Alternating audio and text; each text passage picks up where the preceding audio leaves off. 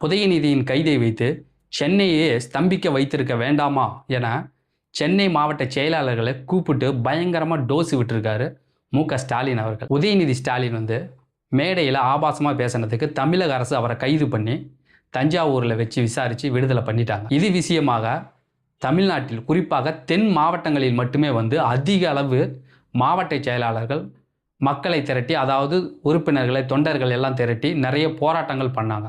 ஆனால் சென்னையில் குறிப்பிட்ட அளவே நடைபெற்றது.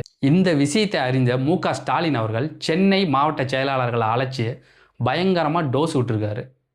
உதயநிதியின் கைதை வச்சு நீங்கள் சென்னையே ஸ்தம்பிக்க வைத்திருக்க வேண்டாமா, அப்படி செய்திருந்தால் மட்டுமே தானே தமிழ்நாட்டில் நம்ம எதிர்க்கட்சியாக பவர்ஃபுல்லாக இருக்கிறோம் என மக்களுக்கு தெரிஞ்சிருக்கும். இந்திய அளவில் இது பேசப்பட்டு இருக்குமே, இதை நீங்கள் ஏன் செய்யலை அப்படின்னு கேள்வி எழுப்பியிருக்காரு.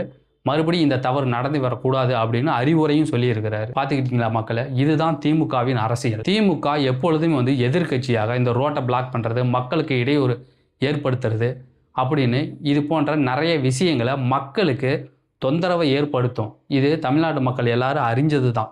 இதனால தான் இந்த எலெக்ஷனில் திமுகவை எதிர்க்கட்சியாக உட்கார வச்சுருக்காங்க. இது கூட இன்னும் புரியாமல் ஸ்டாலின் அவர்கள் சென்னையை ஸ்தம்பிக்க வைத்திருக்க வேணாமா, நாம் இன்னும் பேரும் புகழும் அடைந்திருக்க வேண்டாமா அப்படின்ற ஒரு நினப்பிலேயே இருக்கார். இனிவரும் காலங்களிலாவது மக்களோட மனநிலையை புரிந்து திமுக அரசியல் செய்யுமா, பொறுத்திருந்து பார்ப்போம்.